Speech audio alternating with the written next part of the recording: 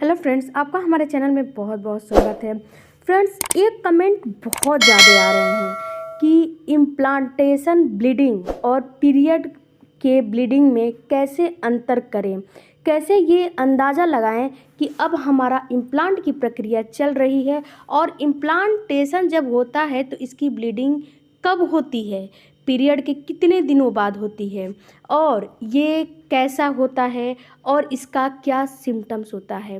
सारा सवाल का जवाब इस वीडियो में मैं आपको देने वाली हूँ, तो वीडियो को पूरा देखिएगा क्योंकि वीडियो काफ़ी इन्फॉर्मेटिव होने वाली है।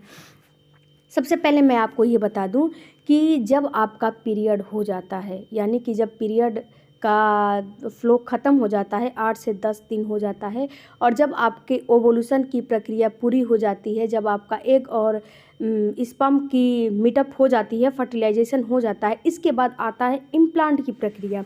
तो यहाँ पे आपको एक बात समझनी है कि आपको जब इम्प्लांटेशन होता है तो सभी महिलाओं का ये कन्फ्यूजन होता है कि ये तो मेरी ब्लीडिंग नहीं हुई, तो क्या मैं प्रेग्नेंट हो सकती हूँ? बिल्कुल हो सकती हैं। ये कोई ज़रूरी नहीं होता है फ्रेंड्स कि ये इम्प्लांट की ब्लीडिंग सबको हो, किसी में होती है किसी में नहीं होती है। बट यहाँ पे आपको जो कन्फ्यूजन है, मैं आपको ये बता दूँ कि ये ज़रूरी नहीं है कि जब ये ब्लीडिंग होगी तो ही आपकी प्रेगनेंसी होगी, वरना आपकी नहीं होगी।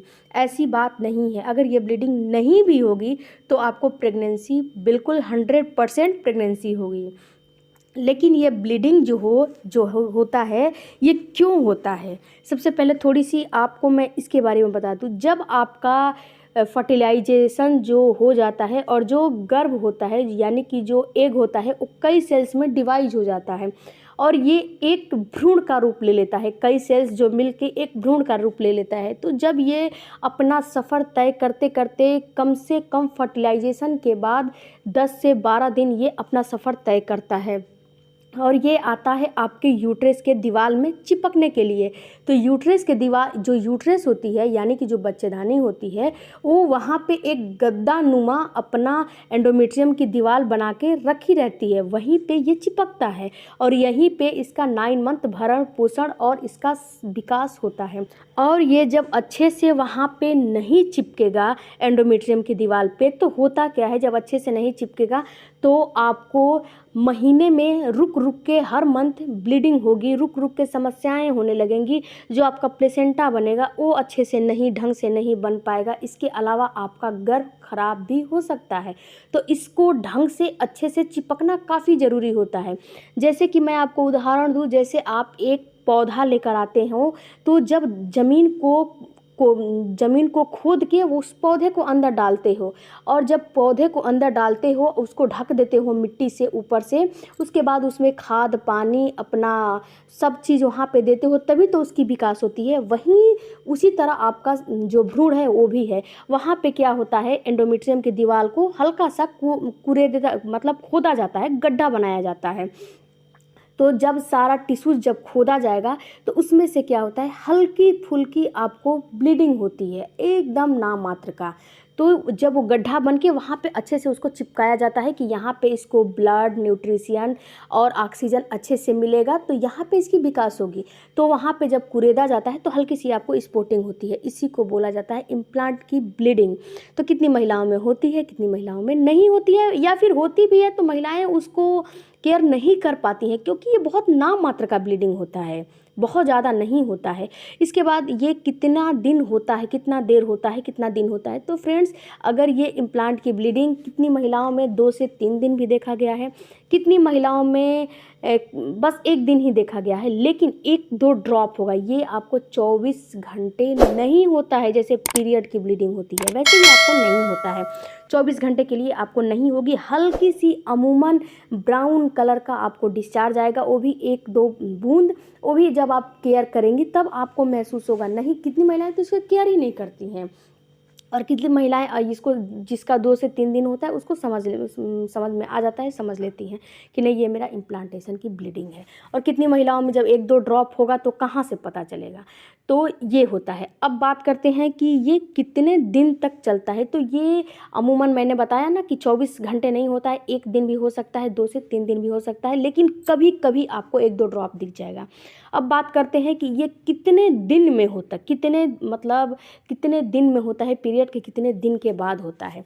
तो देखिए फ्रेंड्स, जब आपका पीरियड हो जाता है, ओवुलेशन हो जाता है, तो आपको तीसरा चरण इम्प्लांटेशन की ब्लीडिंग होती है। तो ये कम से कम आपके पीरियड आपके ओवुलेशन से 10 से 12 दिन तक होता है, यानी कि पीरियड से 10 से 12 दिन पहले और ओवुलेशन के 2-3 दिन बाद ये आपकी प्रक्रिया शुरू हो जाती है। तो यानी कि जब आपका पीरियड आएगा उससे आपको 5-6 दिन पहले हो सकता है या फिर 10-12 दिन पहले भी हो सकता है। तो ये फ्रेंड्स अपनी अपनी बॉडी पे भी कुछ निर्भर करता है कि ये आपको कब महसूस होगा, लेकिन अमूमन कितनी महिलाओं में 10 से 12 दिन पहले या 8 दिन पहले देखा जाता है, ये नॉर्मल होता है। और ये हल्का ब्राउन डिस्चार्ज होता है और इसमें कुछ नहीं होता है। इसके बाद मैं आपको बता दूं, जब आपका पीरियड आने वाला होगा तो पीरियड में भी ऐसे ही होता है। पहले हल्की हल्की ब्राउन डिस्चार्ज होती है, इसके बाद पीरियड का फ्लो बढ़ जाता है। तो ये आपको समझिए कि ये आपका पीरियड आने वाला है। अब आपको मैं बता दूं कि आप इम्प्लांटेशन में और पीरियड में कैसे अंतर कर सकते हैं कि ये आपका इम्प्लांटेशन है और ये आपका पीरियड है। तो सबसे पहले मैं बता दूं आपको कि जब आपका पीरियड आने वाला होगा तो आपके पेट में बहुत तेज़ क्रैम्प होगा, बहुत तेज़, और आपका पीरियड का फ्लो भी रहेगा। और इसमें आपको कभी कभी थक्के थक्के से भी महसूस होते हैं और ये गाढ़ा रेड होगा पीरियड का फ्लो रहेगा। तो अगर यहीं पे अगर इम्प्लांट की ब्लीडिंग होगी तो ये आपको बहुत माइल्ड पेन होगा, बहुत माइल्ड, वो भी पेट के दाएं या बाएं हो सकता है, पूरे पेट में नहीं होगा। और इम्प्लांट की ब्लीडिंग बहुत माइल्ड, वो भी ब्राउन डिस्चार्ज होता है और कुछ नहीं होता है। तो ये एक पहला अंतर हो गया। दूसरा अंतर आपको ये महसूस होगा कि जब आपका पीरियड आने वाला होगा तो आपका जो डिस्चार्ज है वो मिल्की वाइट कलर का हो जाएगा जब आपका पीरियड आने वाला रहेगा।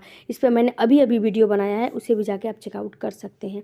इसके अलावा अगर आपका इम्प्लांट रहेगा तो वहाँ पे आपको वाटरी डिस्चार्ज रहेगा और आपका जो डिस्चार्ज है वो आपको बढ़ा हुआ नज़र आएगा, कम नज़र नहीं आएगा। यानी कि डिस्चार्ज जब भ्रूण चिपकता है तो डिस्चार्ज ऑलरेडी बढ़ जाता है ताकि बाहरी इन्फेक्शन भ्रूण को न प्रभावित कर पाए, इसीलिए डिस्चार्ज की प्रक्रिया बढ़ जाती है। इसके अलावा फ्रेंड्स, अगर आपका इम्प्लांट यानी कि गर्भ रुका होगा तो इम्प्लांट की ब्लीडिंग के साथ साथ आपको प्रेगनेंसी के सिम्टम्स भी नज़र आने लगेंगे। और यहीं पे जब पीरियड आने वाला रहेगा तो आपको प्रेगनेंसी के सिम्टम्स नहीं नज़र आएंगे।